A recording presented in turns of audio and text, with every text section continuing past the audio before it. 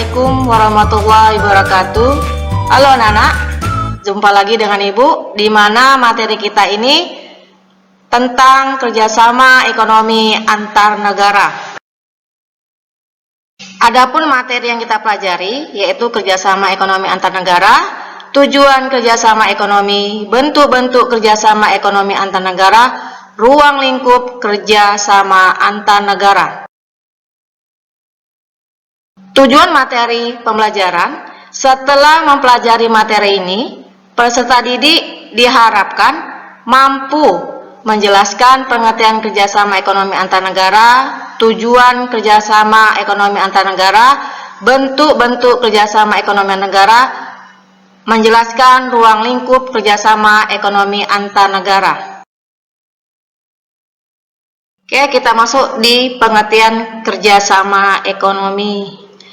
Kenapa negara memerlukan kerjasama ekonomi antar negara? Karena setiap negara atau bangsa tidak dapat memenuhi kebutuhannya sendiri, tetapi memerlukan bantuan bangsa atau negara lain untuk saling memenuhi kebutuhan. Seperti negara maju memerlukan negara-negara berkembang untuk mensuplai bahan-bahan mentah, sedangkan negara berkembang memerlukan teknologi untuk mengelola sumber daya alam. Tujuan kerjasama ekonomi, dengan melakukan kerjasama ekonomi, setiap negara diharapkan mampu mendorong pelaksanaan pembangunan yang mengarah pada tercapainya peningkatan kesejahteraan masyarakat. Adapun tujuan kerjasama ekonomi antara lain secara umum meliputi 1. Memperluas pasar hasil produksi. 2. Mendorong peningkatan produktivitas hasil produksi. 3. Memperluas lapangan kerja. 4. Menambah devisa negara. 5. Mendistribusikan manfaat sumber daya. 6. Mengurangi ketimpangan ekonomi antar negara maju dengan negara berkembang. Kita masuk bentuk-bentuk kerjasama ekonomi antar negara. Apa saja sih bentuk-bentuk kerjasama ekonomi antara negara? Yaitu 1. Kerjasama ekonomi bilateral, di mana di sini kerjasama ekonomi antar dua negara yang disepakati untuk mencapai tujuan tertentu. Kita ambil contoh kerjasama ekonomi Indonesia dengan Amerika Serikat.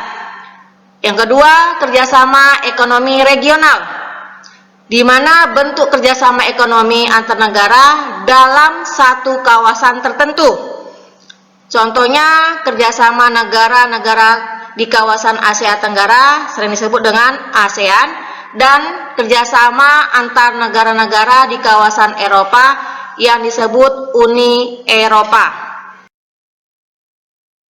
Yang ketiga, kerjasama ekonomi multilateral. Di sini kerjasama yang dilakukan oleh lebih dari dua negara.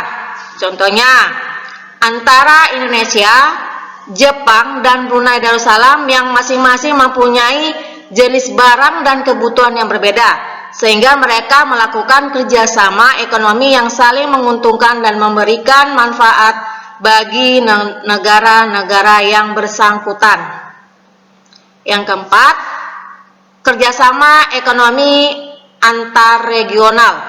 Di sini kerjasama ekonomi yang dilakukan oleh beberapa negara pada satu kawasan atau daerah dengan kelompok negara kawasan lain. Contohnya kita ambil kerjasama antara ASEAN dan dengan MEE. Apa sih ruang lingkupnya kerjasama antar negara?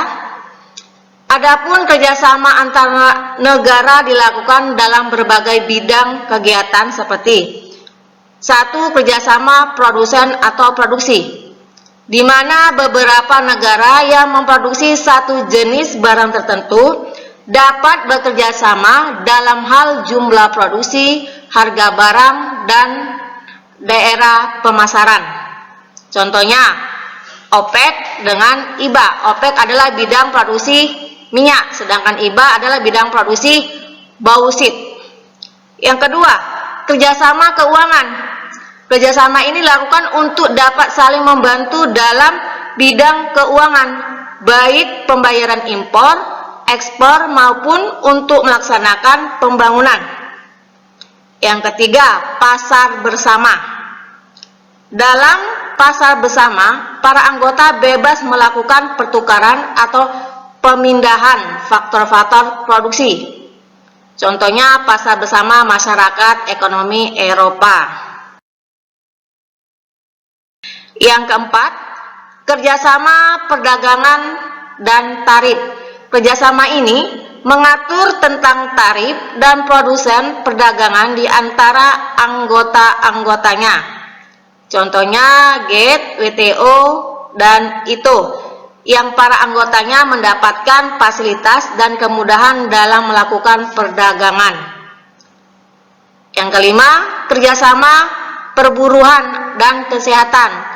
Kerjasama ini mengatur tentang hak dan kewajiban buruh dan kerjasama di bidang kesehatan penduduk. Contohnya, ILO dan WHO mengadakan kerjasama untuk membantu kesehatan penduduk dunia. Materi yang ketiga ini hanya sampai di sini Ibu sampaikan. Mudah-mudahan dengan singkat dan padat ini anak Ibu paham dan mengerti. Sebelum Ibu sudahi penyampaian informasi atau materi ini, Ananda ada Ibu beri latihan di mana supaya Ananda bisa lebih paham lagi atau lebih mengerti. Ada dua tugas Ananda, yaitu satu, jelaskan apa yang dimaksud dengan kerjasama antar negara. Dua, perhatikanlah barang-barang yang ada di sekitarmu. Coba Ananda tuliskan 10 barang apa saja yang merupakan produk impor dari negara lain. Dari negara manakah produk-produk itu berasal? Oke, mungkin itu aja materi Ibu sampaikan. Lebih kurang Ibu sudahi. Assalamualaikum warahmatullahi wabarakatuh.